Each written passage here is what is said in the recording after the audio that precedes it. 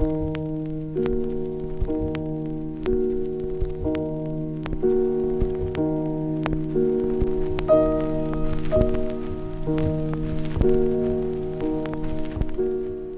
et bienvenue dans cette troisième émission de la saison 3 de Rêves écrits. Aujourd'hui, on reçoit comme invité Patrick Héris ou Thomas Bauduret. Alors ça dépend, si c'est l'auteur, c'est Patrick Héris, si c'est le directeur de collection, traducteur, etc., c'est Thomas Bauduret. Donc on adapte en fonction des circonstances, exactement. C'est ça? Bon bah il est possible qu'on adapte aussi dans l'émission. Tout à fait. Alors on va passer sur un autre registre, les liseuses, c'est ça, Oui. et les e-books. Voilà, alors ça fait longtemps qu'on voulait faire ça, le sujet a mis un peu de temps à se monter, même beaucoup de temps. Faut tout de suite expliquer pourquoi, en raison de la très mauvaise volonté des fabricants à répondre à nos demandes, voilà, tout simplement. On a contacté, que ce soit Amazon Kindle, Fnac Kobo, Sony, Archos, aucun d'eux n'a daigné répondre. C'est d'autant plus étonnant pour nous que dans l'édition classique, on n'a jamais eu le quart du dixième de ce problème. On nous a répondu immédiatement. Et effectivement, il y a, pour ainsi dire, en tout cas en France, personne qui nous a répondu.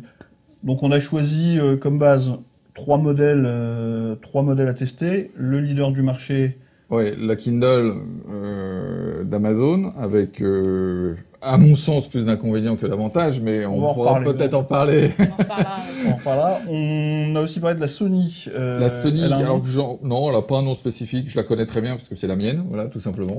Et une troisième de gens qui nous ont répondu et qui ont confiance dans leur matériel et qui ont raison, c'est et qui sont pas du tout français, qui sont québécois. On en avait déjà un tout petit peu parlé avec un modèle différent.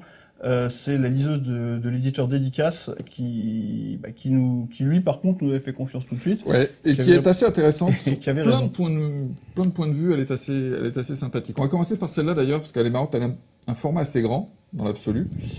Elle est en couleur, intégralement en couleur. Elle est en fait vraiment à la frontière entre la liseuse et la tablette. On est vraiment là dans la limite. D'ailleurs, la gestion est une gestion comme un ordinateur. Comme tu gères des fichiers externellement, tu peux mettre ce que tu veux dessus, Un peu comme dans des films, des choses, etc. Tu peux, voilà. On n'est pas dans une liseuse verrouillée que liseuse. On peut mettre des films, on peut mettre de la musique, on peut mettre plein de choses. On est vraiment à la frontière. Et surtout, voilà, la gestion du catalogue est une gestion. Tu la branches sur ton ordinateur, tu l'ouvres comme un disque dur et tu gères ça comme un disque dur. Tu copies exactement comme tu veux dedans les formats que tu veux. Les formats que tu veux, c'est important. Les formats qu'on veut. Elle est assez pratique, elle est assez agréable. Moi, j'ai juste une réserve sur la loupe. Au lieu d'avoir une loupe tactile, alors que l'écran est tactile, comme certains modèles, c'est une loupe à 4 niveaux seulement, où on choisit un niveau de grossissement sur les 4. C'est une habitude à prendre, en fait. Moi, comme je suis habitué à la Sony, qui est une loupe tactile, c'est vrai que j'ai le réflexe, quand je me retrouve sur celle-là, de faire ça et que ça marche pas. Par contre, quand je lis les PDF, je les lis sur celle-là. Parce qu'elle a une lecture des PDF qui est bien plus agréable que sur la Sony. Ça, c'est pour celle-là. Donc, elle est, voilà. Ouais, elle a assez grand modèle, elle est plutôt pas mal, elle est assez agréable. La qualité d'écran est très bonne, il y a des films dessus, alors on va mettre une petite bande-annonce. Non, mais il faut le savoir. Oui, moi, j'ai rajouté un court-métrage dessus, un petit court-métrage. Qui est excellent. On peut pas en faire la démonstration là, mais voilà, elle marche très très bien.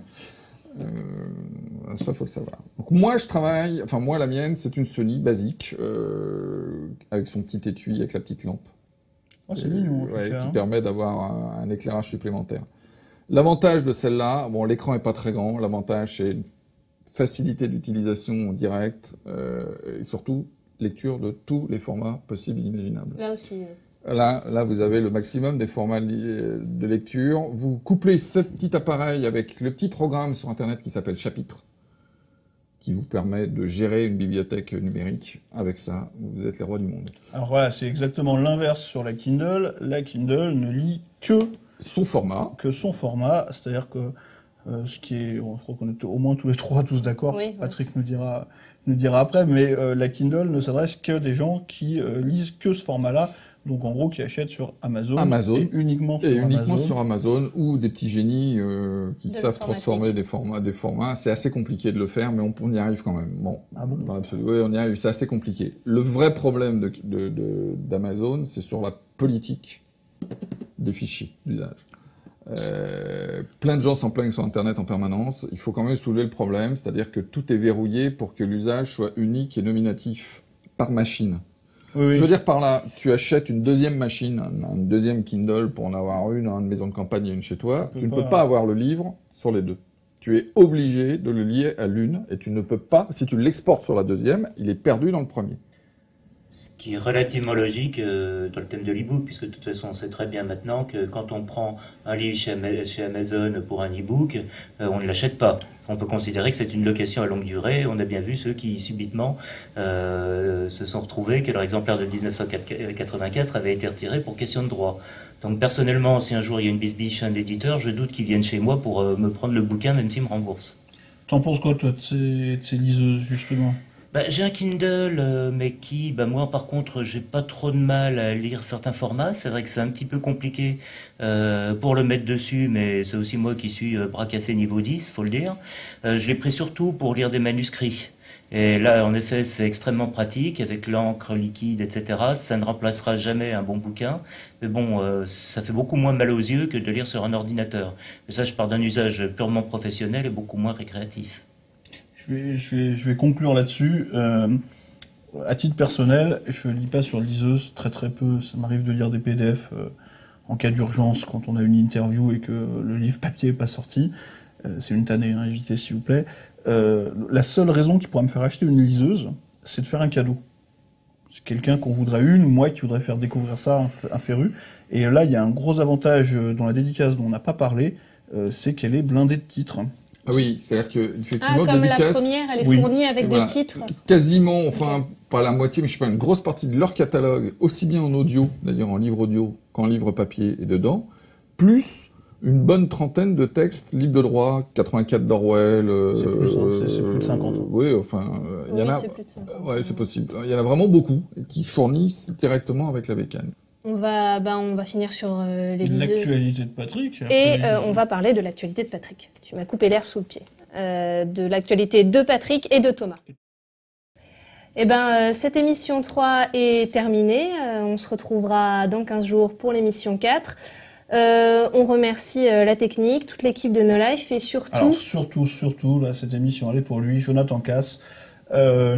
C'est simple, l'interview de Bourbon Kid sans lui, je sais pas comment on aurait fait. Il nous a sorti du pâté d'une façon exceptionnelle. Merci Jonathan, cette émission est pour toi. Voilà. Et surtout, lisez. À dans 15 jours.